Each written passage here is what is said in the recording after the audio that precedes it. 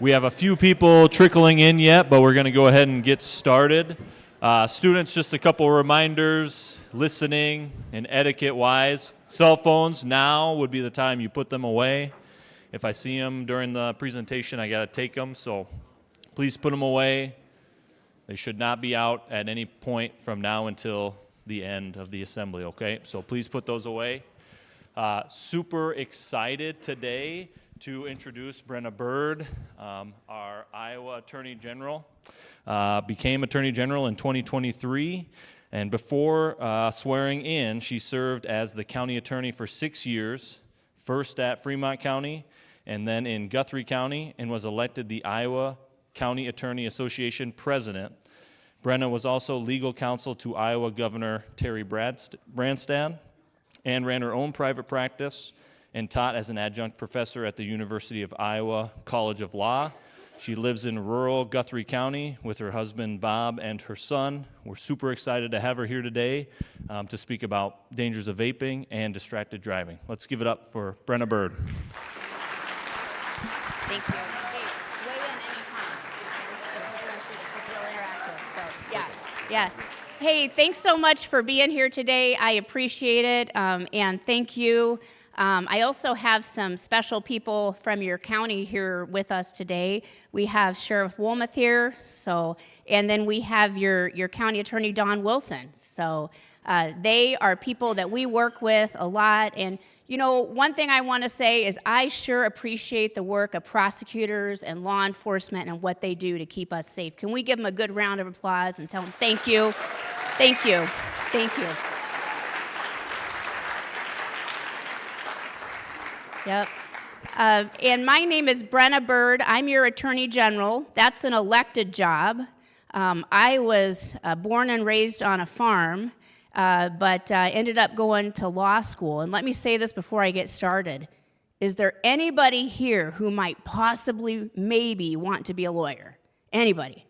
Yeah, I like that. Good, good. We need some good ones. We need some good ones. So don't let anybody ever tell you that there's too many lawyers, because there's not enough good ones. And if you're interested, I hope you'd think about interning, or you could go to court with Dawn Wilson and see how court works. She could show you around, or you could come and tour my office or intern in my office or do a ride-along with law enforcement. I would just really encourage you to do that, because I was born and raised on a farm. My family all farms. Nobody was a lawyer, so getting to do that was a way that I could figure out if I wanted to be a lawyer and then what kind I might want to be. So I just want to encourage you to do that, because we need more good people involved. And let me tell you a little bit about what I do as Attorney General so you know what that is. So it's an elected job, so I'm responsible to you. And anybody who's going to be 18 in November gets to vote. So and everybody will be voting someday. But one of the things that I do is I uphold the Constitution. I enforce our laws. We go to court to defend our laws, and we also do prosecution, which means for my office, a lot of times it's a murder case or other very serious case that our office would get involved with, and we'd work with your county attorney and law enforcement because there's not too many of those kind of cases most of the time, and our office really does have an expertise, and we go all over Iowa helping people out. And I work a lot with law enforcement and prosecutors as part of my job. And one of the best things that I get to do is getting to help victims of crime, trying to help people and make their lives a little better and get justice for them. And that's a really special thing to get to do. So those of you that might want to be lawyers, we just really encourage you to do that. And we're here today to talk a little bit. I don't know what that dinging is, but yeah, all right, bells, okay. All right, well, you're used to it, just not me. But one of the things we're here to talk about today is just to get some word out on some key issues. And one of the reasons I want to talk to you is because the role that you have as a leader with your friends, with your community, but also I'm the mom to a 9-year-old. And I can tell you, since he's a 3rd grader, he really looks up to older kids like you, just like he would an adult. When he is being influenced and when he's figuring out right and wrong and what to do. So you have a great role, not just if you have younger brothers and sisters or younger neighbors, but you have an important role as role models and leaders on some of these issues. So I'm going to talk about some pretty tough issues that have affected people all over Iowa. And the first one I want to talk about is vaping, right? Everybody knows what vaping is, right? We've seen it. We know it's pretty much everywhere. Does anybody know how old somebody has to be to legally vape in the state of Iowa? Does anybody know that? Raise your hand up high. All right. I'm going to start with you because you're front row. Okay, how old? 21, you're right. Do you like Butterfingers? Okay, there you are. All right, good. 21. And so, yeah, pay attention, right? So what does that mean if you're under 21 and you vape? All right. Yes, sir. It's illegal. You get a candy for that too, sir. All right. Hey, I'm going to try to toss it, but I'm not very good, okay? There you go. Oh, a little short. Sorry about that. All right. Did you get it? All right, thanks. See, that's a good guy. He gave you your candy bar. He didn't have to, but he did. So thank you. So,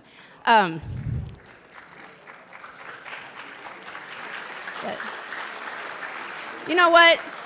Should he get a candy bar too for being a good friend? I think he should. I think you should. All right, let's see if I can do it. Hey, that was better. All right. And you know what? When somebody vapes underage, they can get into some very serious problems with the county attorney. There's some other dangers as well. You know, even if a vape has nicotine in it, which that's what's in cigarettes, that's still an addictive chemical. It is not good for your body. It messes up your memory. It hurts your learning and attention, especially when it's someone who's under the age of 21. So one vape pod is equal to 2 packs of the old-fashioned cigarettes. One vape pod, 2 packs of cigarettes. Now, what are some things that can happen when somebody vapes? They can get addicted to it, right? Where they just want it over and over and over again. It gets harder and harder and harder to stop. Now, if that's ever happening to somebody here or one of your friends, be sure to get them help, because there is help for that. There are resources and ways that your teachers and your school staff can help you. They can get help for that. Reach out if that, right? Yep, counseling offices, middle school, high school, we have the line with, we have that contact information. Yeah, so reach out, get help either for you or for your friend, because it's really, really important to do that. And here's some reasons why.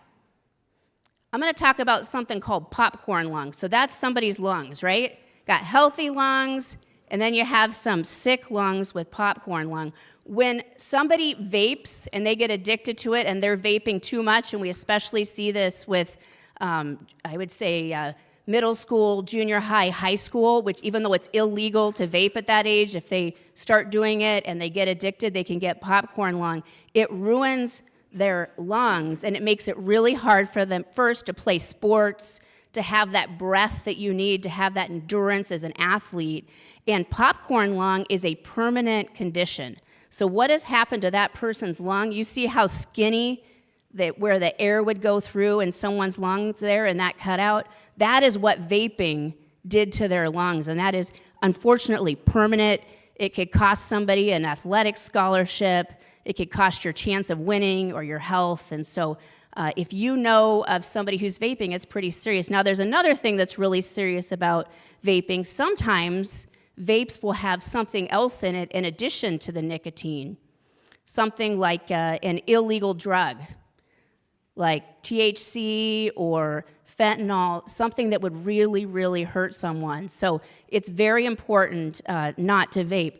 Now, is there anybody here that has a guess about what the leading cause of death is for people under 45? Okay, under 45. All right, you with the glasses right there, you really raised your hand quick. What do you think it is? Smoking? That is a good guess, because smoking is very, very dangerous, okay? You're going to get one for having a good answer, but that's not the right answer, okay? I'm going to give this one. I can't quite. Do you want to be a volunteer? Anybody want to volunteer to run candy for me? All right, light blue sweatshirt. Come here. Come on down.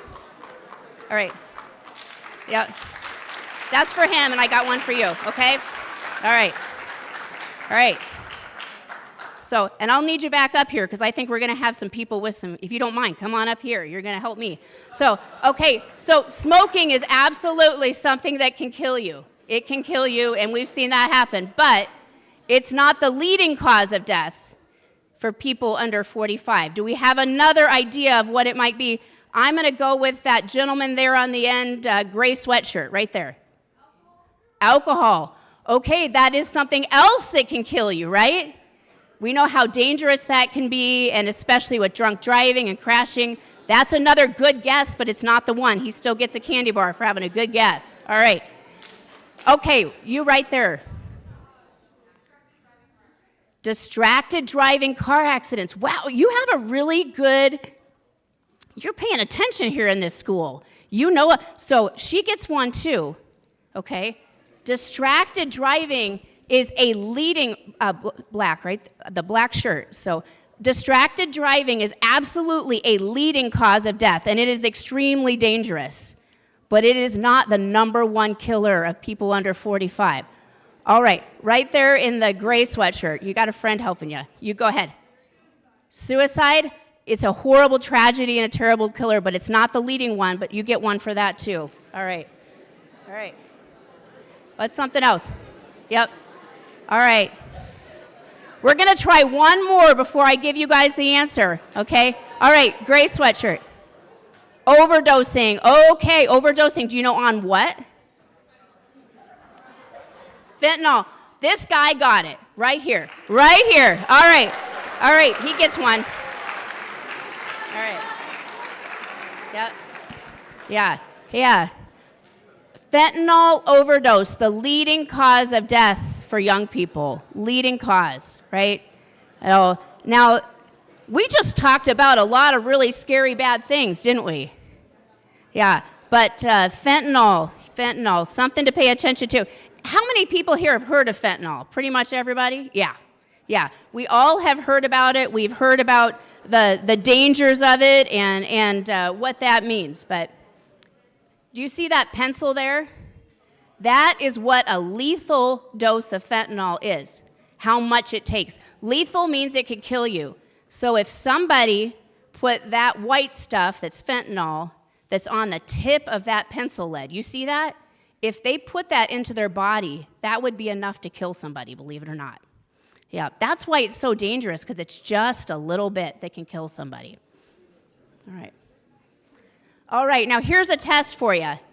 One of the things I want you to know is that it is very important to talk to your friends and community, and especially younger siblings, younger kids you know, about prescription drugs and whether to take them. And let me tell you this.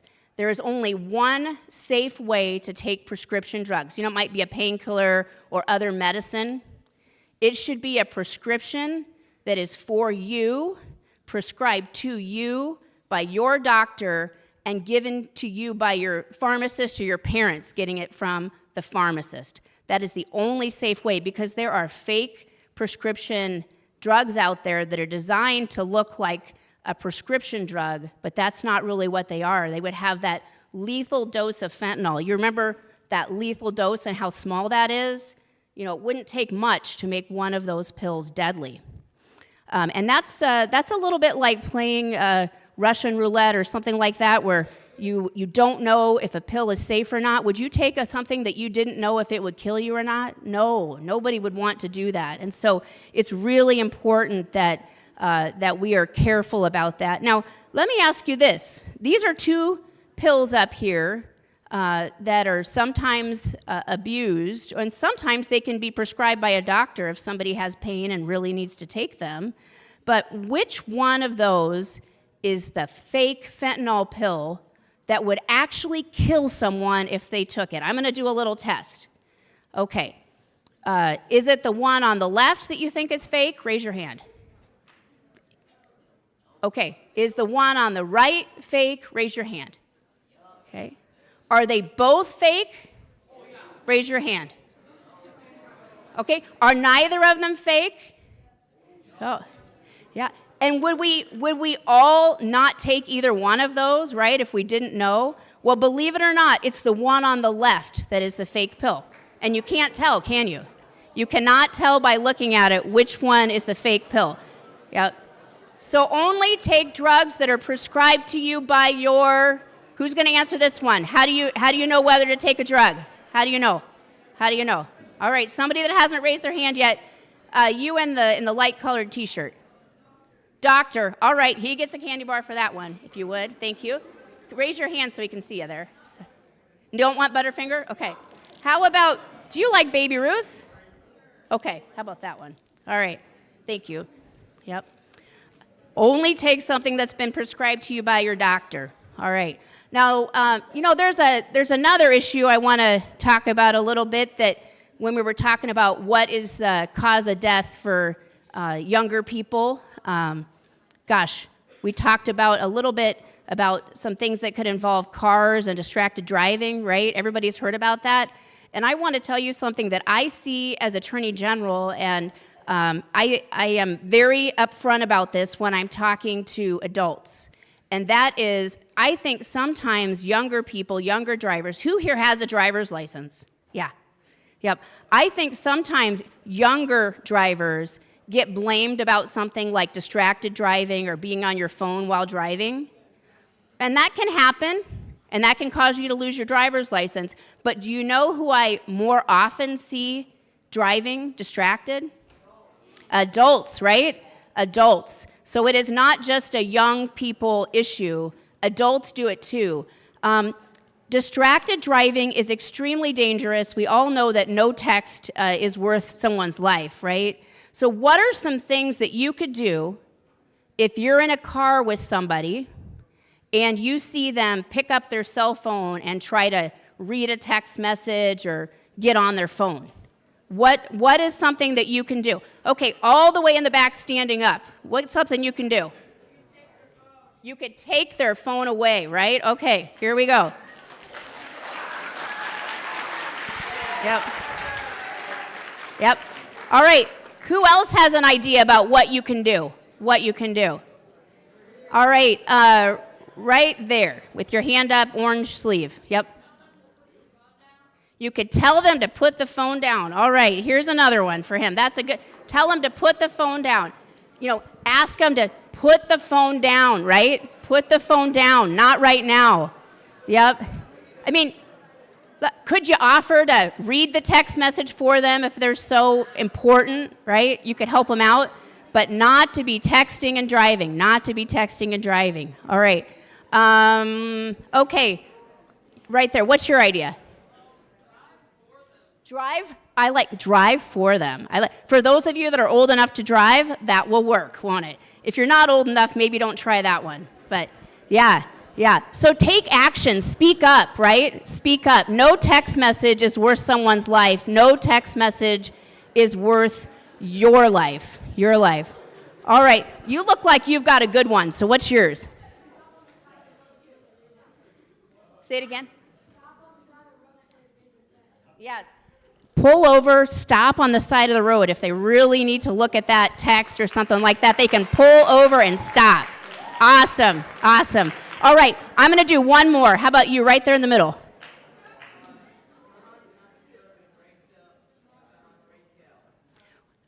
Be a little quiet, folks, so I can hear him again. Go ahead, sir. Turn on Do Not Disturb on your phone. That's right. Give him one for that, too, if you would. I really like that thinking and that kind of an idea. The other thing that you can do is go ahead and put your phone behind you, in the seat behind you, right? You will not be tempted. You won't be able to pick it up. Just have them just put it in the seat, behind them where they can't even reach it. No text is worth somebody's life. So, you know what? With these kind of answers and this kind of thinking, I can tell you're thinking about ways to be proactive and you understand how important it is. And I've got the county attorney here too, so I'm sure she would want you to know, and she'll be speaking in just a minute. We're going to talk about a crash where you could lose your life, which that's the absolute worst thing that we could think could happen, right? Hurting an innocent person, that would be the worst thing that could ever happen. We can't imagine that. You could also lose your driver's license. You lose your driver's license, you will not be able to drive. So that is something to think about as well. You do not want to lose your driver's license, do you? None of us would want that to happen. That is important. We want you to have that freedom and that responsibility. But when people are texting and driving, especially when you have that license that you get when you're high school age, you can lose your driver's license for texting and driving. So very, very serious consequence there. So that's how many distracted driving crashes we had in the last year we have full records for, which is 2024, 933. That's a lot of crashes, isn't it? A lot of crashes. So, all right. Are we coming up to the video now, Andy? Okay, so I have, and you can have a seat for just a bit if you want, and then I have, thank you for that, but hey, did you get your candy bar? Did you get yours? All right. Why don't you pick out two? All right, 2 for you. Yep, you pick out 2. Yeah. Hey, thank you for helping me. Yeah, thank you. Yeah, thank you. Thank you. All right, we're gonna watch a video about what can happen when somebody texts and drives, and it's a really serious video. So I'm gonna ask you to give that your full attention as you're listening to it. So we're gonna go ahead and start that. It was just me and my mom growing up. My mom was a single mom, and she was definitely 2 parents in one. She was amazing. She allowed me to be who I wanted to be. I took time off from work and tried to hit every field trip. And I think I did pretty much through 6th grade because I wanted to be there. When I first started driving the car, the fact that I was independent, I didn't need to have my mom in the car with me anymore. I was excited. I felt like a real adult. I think from my mom's perspective, what it meant when she told me, be out there, be safe, to buckle my seatbelt, signal, watch out for everything, look out for other drivers out there who aren't being safe. I think that was really more what she was scared of more than anything.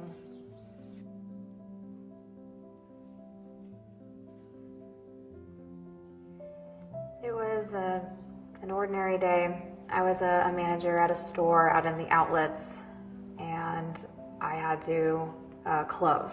It was going to be my closing day, and it was Sunday, so we closed earlier than normal.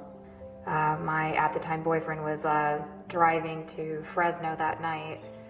I left like any other night, got on the freeway, got off at the exit I always take, drove on the road that I drove just that morning to go to work. And then I received a text from him, and I looked down. I remember the text message said, "Are you home yet?" And then I looked up, and there had been an impact. I continued driving, and I turned around, and I looked back, and I didn't see anything. It was almost as if what had hit my car was gone in thin air. 2 days later, the California Highway Patrol came into where I worked and said that they were trying to put some pieces together of a puzzle, and they needed me to go talk to them. They took me to the closest police station. I was sitting at the table with them, and then the moment hit when they told me that I had caused a fatality. And my entire body just went numb.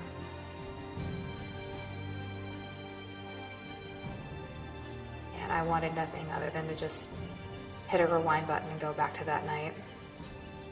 Reverse what happened, bring him back. They told me that they had to put me under arrest. I called my mom, And I could hear the panic in my mom's voice that she was trying to cover up. And everything's upside down.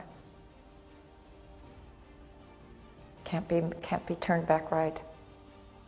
Can't give anything back. Can't make it whole. Can't rewrite the future.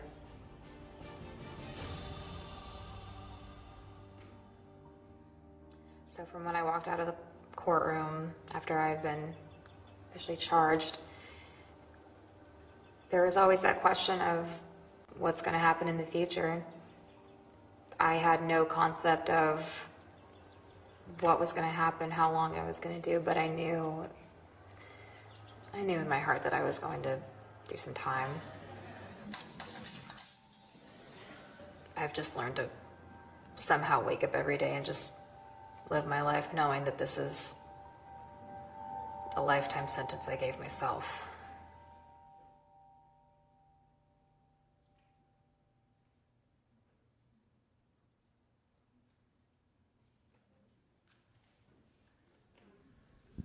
Yeah, so that's pretty serious video, isn't it? And, that's exactly why I'm so glad when we're talking about texting and driving and you're talking about what you would do to stop that, the ideas you have, and that commitment where you understand how dangerous that is. And you understand you may have to remind the adults in your life not to do that too, not just other people your own age. So I want to thank you for that commitment that you've got to keeping yourself safe, because you're important and you're worth it, but also to keeping your friends and family safe, and the type of example that you'll set for all the younger people in this community and in this school. So thank you for that. And with that, she went to prison for what she did because she killed an innocent person because of her decision to decide to read a text message and get distracted from the road. So that's very serious, but that's exactly how that does work,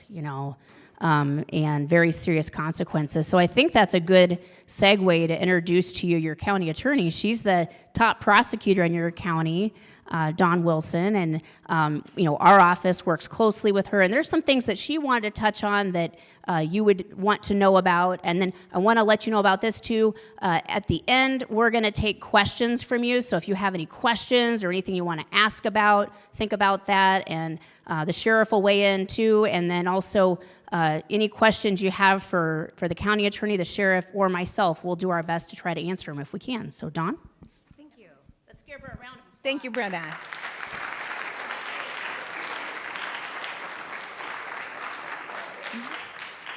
Can you hear me okay? My name is Dawn Wilson, and I'm the county attorney as of this past July, so I will be up for election this coming fall. And as of January 1st of this year, it's not just texting and driving. It's picking up the phone and doing more than pushing a button. And I have 2 phones, and I usually keep them in my purse because I didn't grow up with cell phones like you guys did. So I don't have one out all the time.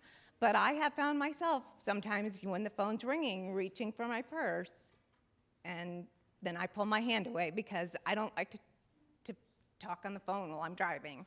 I prefer to listen to the radio. But you guys grew up with these texting and driving and talking on the phone all the time. So you guys have something more to deal with than what I ever had. I didn't have a cell phone until I was like in my 30s. So you guys have that advantage. And so you have to remind your mom and dads, who probably grew up with the cell phones as well, not to talk on the phone. You can't talk on the phone and drive even, not just texting. I want to talk to you about what happens if you use drugs or any or alcohol or anything like that as a juvenile, and you end up, if you don't overdose or die or hit somebody, you could end up in the juvenile system. If you say you use drugs, what kind of drugs do most high school students use? Not you personally, but what do you think somebody's going to use? Well, how about marijuana? Okay. So that's a serious misdemeanor if you're caught with marijuana and possession of marijuana. So say you do it what do you think is going to happen to you? And the sheriff, I can tell you, he's going to either arrest you or give you a citation and cite you into juvenile court. What do you think happens to you in juvenile court? I'm going to tell you what happens is you will be fingerprinted, booked, and have your mugshot taken. You see some pretty iffy mugshots, I'm sure, just with celebrities. You'd be put on probation, probably, with a juvenile court officer overseeing your every move. And it gets worse if this is your second or third offense, or that you've been in trouble a second or third time. Say maybe you got in a fight with somebody, and then you get arrested for smoking marijuana. So you may end up doing community service, paying fines. You could end up with an ankle bracelet and a GPS on your ankle, so your juvenile court officer knows where you are at all times. You could be confined to attending school or work, if you work, and go straight home. No doing sports, no hanging out with your friends after school. You may have to do that. You know what else you have to do? You might have to pee in a cup in front of somebody else for drug testing more than once. I personally don't ever want to be in that position. And how many here think that's a good time? Raise your hand. It's not. You could, if you continue not complying with your juvenile court officers, he's going to have a list of things you have to do, and if you don't comply, you could get removed from your home. You could be sent to a rehabilitation center for people who abuse drugs or alcohol, or you could go to a juvenile detention center or residential facility. And if you're sent to a rehab center or juvenile detention center or residential facility, you're going to have to share a room with at least one other person. You're going to be monitored at all times, 24/7. You don't get 5 minutes to yourself. You're going to have to go to AA or NA meetings daily on the campus. You're going to have group and individual counseling every single day. And on top of that, you still have to go to school, either online or on the campus. You'll have limited phone calls with your family, no calls to your friends, no cell phones. You'll have limited visitors, confined to just your family. And you could be away from your family for weeks, maybe months, and depending on what you do, it could be years until, you could be 18. My mom had a stroke a few years ago, and it was a really major stroke. She's passed since then, but she had a fentanyl patch in the nursing home. And apparently one of the workers who worked in the nursing home was an addict and was taking patches from the patients, so they had nothing to prevent them from feeling pain. That person ended up fired, and I hope that person got some treatment, because fentanyl may not be the biggest drug problem that we have here in Osceola County. I think meth probably beats us that way, and our sheriff can talk a little bit about that, but drugs are a serious problem, and you need to avoid them at all costs. And with that, I'm going to invite the sheriff up here to say a few words. Sheriff Woolmuth.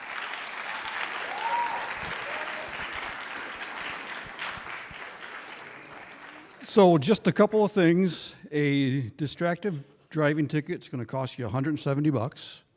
So if you have $170, we will take it from you. Another thing that's kind of misinterpreted sometimes is that there's a lot of states that are legalizing marijuana now, Minnesota being one of them, okay? It still means it's illegal in Iowa. If you want to go to Minnesota and buy marijuana, whatever, but it's still illegal in Iowa, you cannot possess it in Iowa, you will get arrested for it in Iowa. And the last thing I have is that if you don't think drugs are dangerous, we have had our share of death-related drug cases. In fact, we just had one last weekend where we haven't got the autopsy results back yet, but death because of drugs does happen. Here in Osceola County, we kind of have our big three. We have the marijuana, we have the meth, and cocaine is making a comeback. But I was transporting a very young man to prison once so he could serve out his 15 years of prison for having meth. And I asked him, I says, why did you decide to take meth? And he said, well, I started out with marijuana, and marijuana no longer became a good enough high for me. So we had to take it up to the next step. So I'm just telling you that, you know, if any of this ever crosses your mind, you know, you think you're starting out with marijuana, hey, they're legalizing it. It's still highly addictive, and it's just going to make you wonder and go out and do the next big thing. All right, thank you, Sheriff.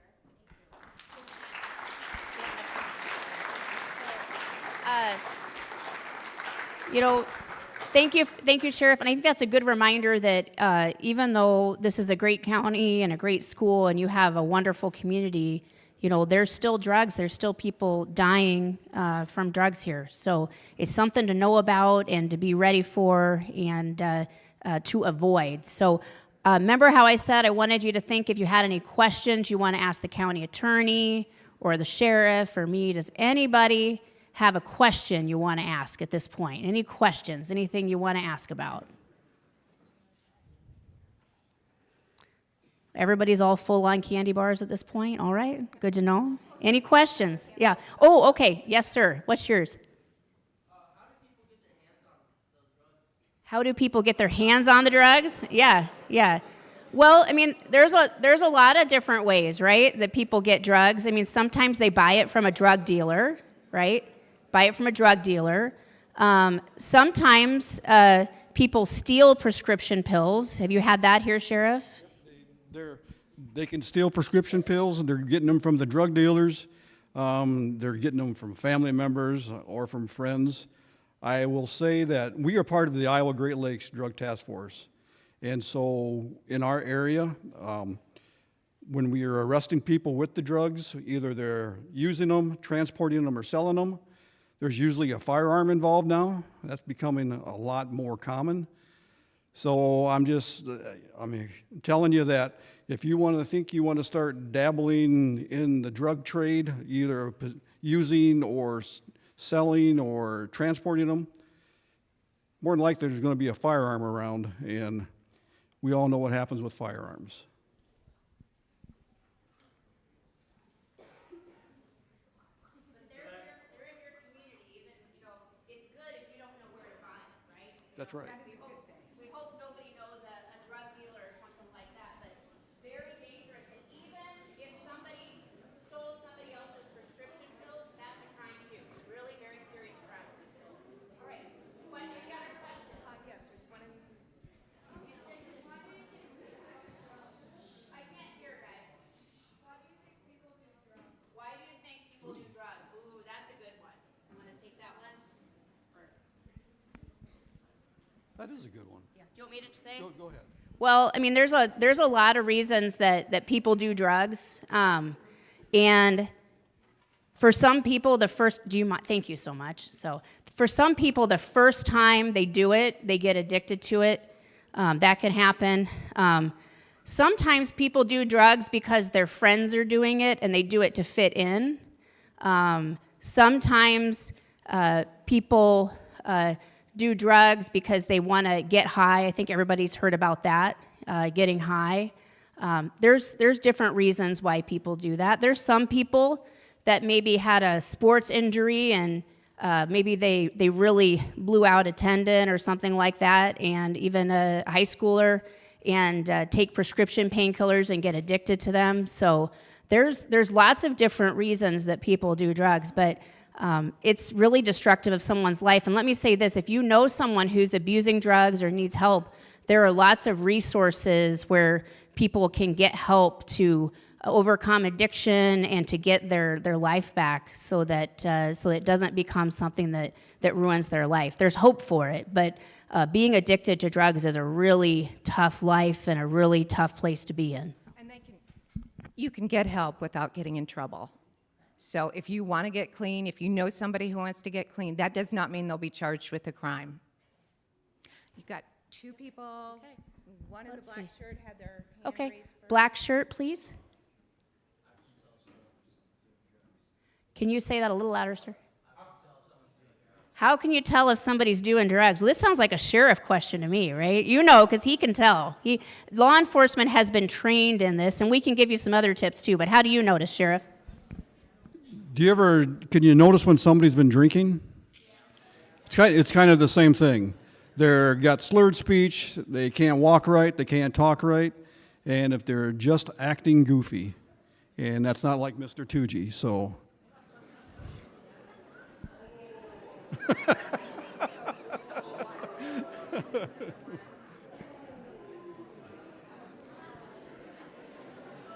Sorry, Tooge.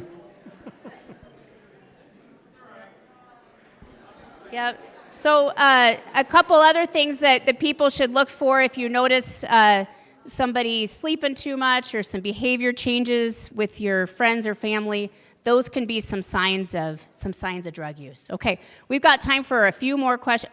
Yeah, quick. I would add, even with nicotine use, there are signs: frequent bathroom trips, irritability, frequent trips to your vehicle throughout the day. I mean, there are signs that we look for here too, and it does become pretty obvious, especially when the addiction gets pretty severe with nicotine, because you feel sick once you're addicted and try to stop using it. Nicotine addiction is hard to overcome.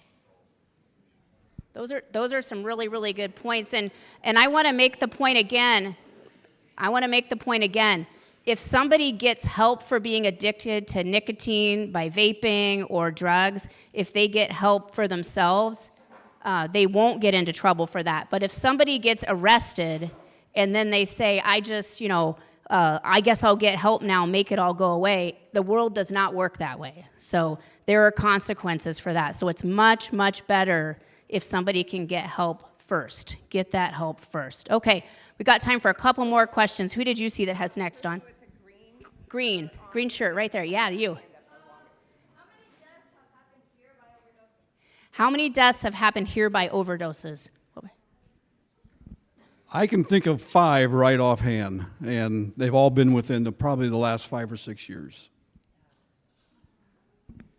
Did you think it would be that high? No, that's a big number. And Sheriff, there's some people that get saved from overdose with Narcan, right? So. Somebody that's overdosing, if we can get them Narcan soon, everybody knows what Narcan is. If we can get them Narcan soon enough, there's a really good chance that they're going to survive. But yeah, there are people, and we've given Narcan to several times. In fact, one of our ambulance personnel has said that they are starting to run out of their Narcan with the ambulances because they've been giving it out so much. Explain what Narcan is, because I didn't know until a few years ago. Narcan counteracts the drugs, so it's a nasal spray. When you know somebody's overdosing, you take the Narcan, you give them a spray up one of their nostrils, and it's going to counteract what the drug does. Is that long enough to get them to the hospital? Yes, it or is, do yeah. they need to go to the hospital? Yeah, they still need to go to the hospital after that. I think the person with the white and black, the black on the end. Yep, you. Yep.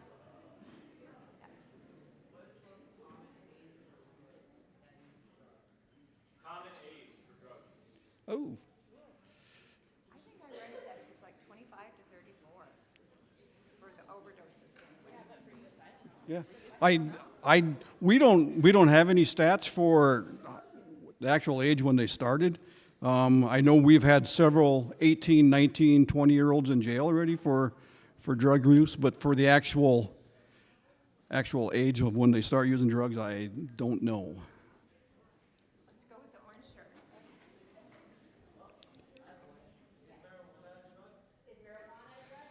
Marijuana is a drug. Marijuana in Iowa is an illegal drug. And Sheriff, what about marijuana, THC gummies or other things? THC gummies, anything that has THC in it is illegal in Iowa. Like I said, they may be legal in the next state over, but they are still illegal in Iowa. Even if it's legal to use, say in Minnesota, say if you use it legally or you have a medical marijuana card, you still can't drive while you're high. It's illegal to drive while you're high, even if you got your drugs legally. It's not legal to drive.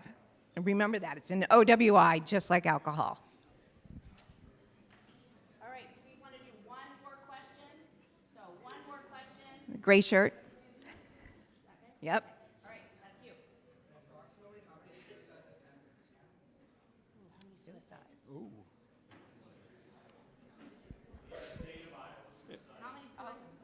I could Google it, but I don't remember off the top of my head. A lot. A lot, yeah. Yeah, that's a stumper. We don't know everything up here, but way too many. And if you know of anybody in that situation, there is help. There is help for anybody that might be thinking about suicide or just at a point where their life is really tough and they just wish they didn't exist. It's really important that people reach out for that. So I want to give a chance too, if there's something you want to say from the school perspective as we're wrapping things up, or I really think you've got a great school here. You have a great prosecutor and sheriff, and your students here have had some really good answers and good ideas. And I appreciate the leadership that you're showing, the ideas that you're showing, and the attention that you've given on these important issues, because that's how you're going to keep your county safe, is by what you do as a leader with stopping some of these things and being a good example. I just had one comment. One issue we have had here is vaping, and that's something that we're continuing to work on. When kids get caught with vape pens and we meet, we talk a lot about the addiction. Nicotine is super hard to quit. My dad smoked for 30 years. He only stopped after he had a heart attack. Okay, that's the only reason he stopped, or he would have kept going. Nicotine's very addictive. It's hard to quit once you've started. But what scares me most about our students' use of vape pens is when I ask them where they're getting it, they can't articulate the name of the person, they don't know them well, or it's not somebody they trust, or they meet them at places that are maybe not the best place to meet people. When we talked about fentanyl, you don't know if you're getting that fresh out of a package, unused, or if somebody has tampered it.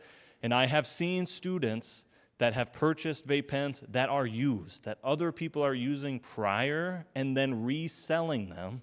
Okay, the people selling these to you don't care about you. They want to make their quick $20, and they don't care if that's the 4th time that vape pen's been used or if they put something else in it to get you to use it more often. They don't care about you. Okay, so if you're getting it from people, even if you trust them, they're not looking out for you if they're selling you that. So that's my 2 cents on vape pens. Well, that's a really good point. Thank you so much, and I don't know how you want to end things up here, but just thank you. We want to be a resource. So. Yep. Yeah, big round of applause for our speakers.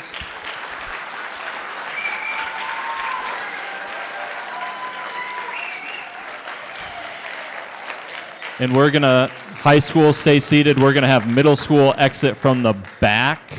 Middle school exit from the back. Please pick up the candy wrappers.